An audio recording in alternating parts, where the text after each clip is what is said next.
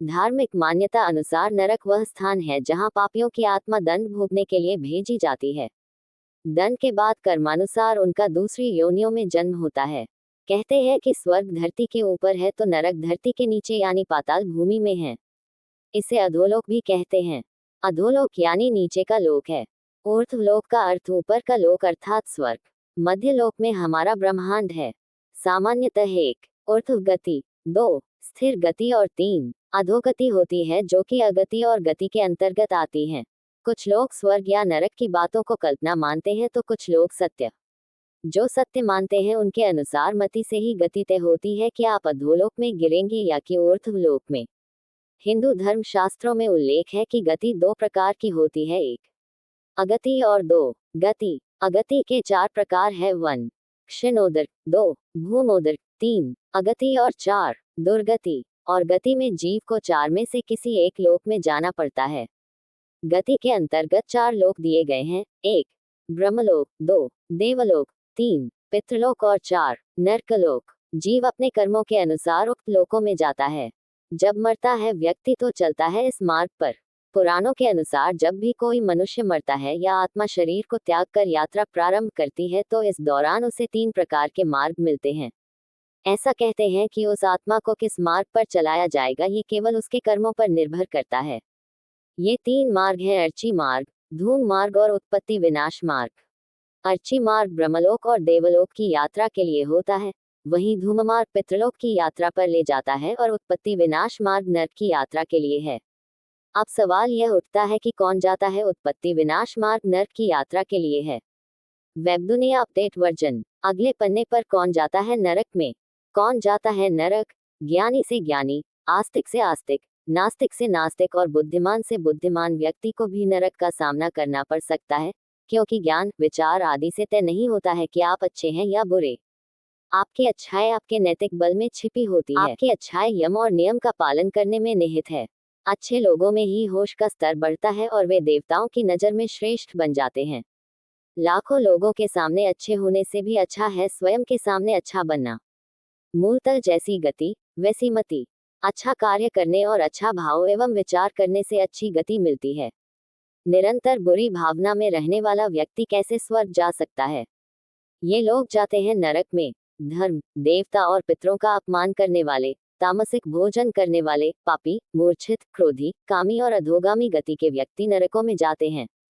पापी आत्मा जीते जी तो नरक झेलती ही है, मरने के बाद भी उसके पाप अनुसार उसे अलग अलग नरक में कुछ काल तक रहना पड़ता है। निरंतर क्रोध में रहना, कलह करना, सदा दूसरों को धोखा देने का सोचते रहना, शराब पीना, मांस भक्षण करना, दूसरों की स्वतंत्रता का हनन करना और पाप करने के बारे में सोचते रहने से व्यक्ति का चित्त खराब होकर नीचे के लोक में गति करने लगता है और मरने के बाद वह स्वतः ही नरक में गिर जाता है। वहां उसका सामना यम से होता है। अगले पन्ने पर जानिए कहाँ है नरक। पुराणों में गरुड़ पुराण का नाम किसने नहीं सुना। पुराणों में नरक, नरकासुर और नरक चतुर्दशी, नरक पूर्णिमा का वर्णन मिलता है। नरकस्था अथवा नरक नदी वैतरणी को कहते हैं। नरक चतुर्दशी के दिन तेल से मालिश कर स्नान करना चाहिए। इसी तिथि को यम का तर्पण किया जाता है, जो पिता के रहते हुए भी किया जा सकता है। पाताल के नीचे बहुत अधिक जल है और उसके नीचे नरकों की स्थिति बताई गई है, जिनमें पापी जीव गिराए जाते हैं। यूं तो नरकों की संख्या 55 करोड़ है, किंतु उनमें रौरव से लेकर श्वभोजन तक 21 प्रधान हैं। नरक का स्थान। महाभारत में राजा परीक्षित इस संबंध में सुखदेव जी से प्रश्न पूछते हैं तो वे कहते हैं कि राजन, ये नरक त्रिलोक के भीतर ही है तथा दक्षिण की ओर पृथ्वी से नीचे जल के ऊपर स्थित है। उस लोक में सूर्य के पुत्र पितृराज भगवान यम है, वे अपने सेवकों के सहित रहते हैं तथा भगवान की आज्ञा का उल्लंघन न करते हुए अपने दूतों द्वारा वहां लाए हुए मृत प्राणियों को उनके दुष्कर्मों के अनुसार पाप का फल दंड देते हैं। श्रीमद् भागवत और मनुस्मृति के अनुसार नरकों के नाम: 1 तामिस्त्र, 2 अंतसिस्त्र, 3 रौवर, 4 महारौवर, 5 कुंभीपाक, 6 कालसूत्र, 7 आसिपमवन, 8 सकुरमुख, 9 अंधकूप, 10 मिभोजन, 11 संदेश, 12 तप्तसूर्मी, 13 वज्रकटकशलमली, 14 वैतरणी, 15 पुयोद, 16 प्राणारोध, 17 विषसन, 18 लालभक्ष, 19 सारमेयदन, 20 अवीची और 21 आय पान, इसके अलावा 22 क्षरकर्दम 23 ऋक्षोगण भोजन 24 शूलप्रोत 25 दंदशुक 26 अवनिरोधन 27 पर्यावर्तन और 28 सूचीमुख। ये 7 22 से 28 मिलाकर कुल 28 तरह के नरक माने गए हैं जो सभी धरती पर ही बताए जाते हैं। हालांकि कुछ पुराणों में इनकी संख्या 36 तक है। इनके अलावा वायु पुराण और विष्णु पुराण में भी कई नरककुंडों के नाम लिखे हैं, वसाकुंड, तप्तकुंड, सर्पकुंड और चक्रकुंड आदि। इन नरककुंडों की संख्या 86 है। इनमें से 7 नरक पृथ्वी के नीचे हैं और बाकी लोक के परे माने गए हैं। उनके नाम हैं रौरव, शीतस्तप, कालसूत्र, अप्रतिष्ठ, अवीची, लोकपृष्ठ और अविधेय हैं। हालांकि नरकों की संख्या 55 करोड़ है, किंतु उनमें रौरव से लेकर श्वभोजन तक 21 प्रधान माने गए हैं। उनके नाम इस प्रकार हैं: रौरव, शुक, रौग, ताल, विशसन, महाज्वाल, तप्तकुंभ, लवण, विमोहक, रुधिरांध, वैतरणी, कृमिश, कृमिभोजन, असपुत्रवन, कृष्ण, भयंकर, लालभक्ष, पापमय, पोयमह, वहिज्वाल, अधाशिरा, संदर्श, कालसूत्र, तमोमय, अविची, श्वभोजन और प्रतिभाशून्य अपर अवीची तथा ऐसे ही और भी भयंकर नरक हैं। वेब दुनिया अपडेट वर्जन @c। क्या सचमुच नरक या स्वर्ग होते हैं? कौन जाता है नरक के द्वार? कुछ लोग कहते हैं कि स्वर्ग या नरक हमारे भीतर ही है। कोई भी ऐसा नहीं हो जो मनुष्य के किए की सजा या पुरस्कार देता हो। मनुष्य अपने कर्मों से ही स्वर्ग या नरक की स्थिति को भोगता है। यदि वह बुरे कर्म करेगा तो बुरी जगह और बुरी परिस्थिति में होगा, और अच्छे कर्म करेगा तो अच्छी जगह और परिस्थिति में होगा। कुछ हद तक ये बात सही मानी जा सकती है, लेकिन इसके सही होने के पीछे के विज्ञान या मनोविज्ञान को समझना होगा। पुराणों अनुसार कैलाश के ऊपर स्वर्ग और नीचे नरक व पाताल लोक है। संस्कृत शब्द स्वर्ग को मेरु पर्वत के ऊपर के लोकों हेतु प्रयुक्त किया है। जिस तरह धरती पर पाताल और नरक लोक की स्थिति बताई गई है, उसी तरह धरती पर स्वर्ग की स्थिति भी बताई गई है। आज के कश्मीर और हिमालय के क्षेत्र को उस काल में स्वर्गलोक कहा जाता था, जहाँ के आकाश में बादल छाए रहते थे और जहाँ से पानी सारे भारत में फैलता था। हिमालय में ही देवात नामक एक हिमालय है, जहाँ अच्छी आत्माएं शरीर छोड़ने के बाद रहती हैं। पुराणों अनुसार जीवात्मा 84 लाख योनियों में भटकने के बाद मनुष्य जन्म पाती है।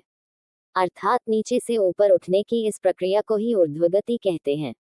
यदि मनुष्य अपने पाप कर्मों के द्वारा फिर से नीचे गिरने लगता है तो उसे अधोगति कहते हैं। अधोगति में गिरना ही नरक में गिरना होता है। जिस तरह हमारे शरीर जब रात्रि में अचेत होकर सो जाता है तब हम हर तरह के स्वप्न देखते हैं। यदि हम लगातार बुरे स्वप्न देख रहे हैं तो यह नरक की ही स्थिति है। यह मरने के बाद अधोगति में गिरने का संकेत ही है। वर्तमान में 84 लाख योनियों से भी कहीं अधिक योनियां हो गई होगी। हालांकि पुरानी गणना अनुसार निम्नलिखित 84 लाख योनियां थी। इस आप संख्या में न लेकर प्रकार में लें। बहुत से ऐसे लोग हैं जिन्होंने मनमाने यज्ञ कर्म, त्योहार, उपवास और पूजा पाठ का आविष्कार कर लिया है तथा जो मनगढ़ंत तांत्रिक कर्म भी करते हैं। ऐसे दूषित भावना से तथा शास्त्र विधि के विपरीत यज्ञ आदि कर्म करने वाले पुरुष क्रमिश नरक में गिराए जाते हैं। इस प्रकार के शास्त्र निषिद्ध कर्मों के आचरण रूप पापों से पापी सहस्त्रों अत्यंत घोर नरकों में अवश्य गिरते हैं। बहुत से मनुष्य भोजन करते व्यक्त किसी का स्मरण नहीं करते और भोजन के नियमों को नहीं मानते। इसका उनके जीवन पर प्रभाव पड़ता है। पुराणों में कहा गया है कि जो देवताओं तथा पितरों का भाग उन्हें अर्पण किए बिना ही अथवा उन्हें अर्पण करने से पहले ही भोजन कर लेता है, वह लालभक्ष नामक नरक में यमदूतों द्वारा गिराया जाता है। पुराणों अनुसार झूठी गवाही देने वाला मनुष्य रौरव नरक में पड़ता है। गौ और सन्यासियों को कहीं बंद करके रोक रखने वाला पापी रोध नरक में जाता है। मदिरा पीने वाला शुक नरक में और नरहत्या करने वाला ताल नरक में गिर जाता है। गुरु पत्नी के साथ व्यभिचार करने वाला पुरुष तप्तकुंभ नामक नरक में तड़पाया जाता है। जो अपने भक्त की हत्या करता है उसे तप्तलोह नरक में तपाया जाता है। गुरुजनों का अपमान करने वाला पापी महाज्वाल नरक में डाला जाता है। गरुड़ पुराण अनुसार वेद शास्त्रों का अपमान करने और उन्हें नष्ट करने वाला लवण नामक नरक में गलाया जाता है।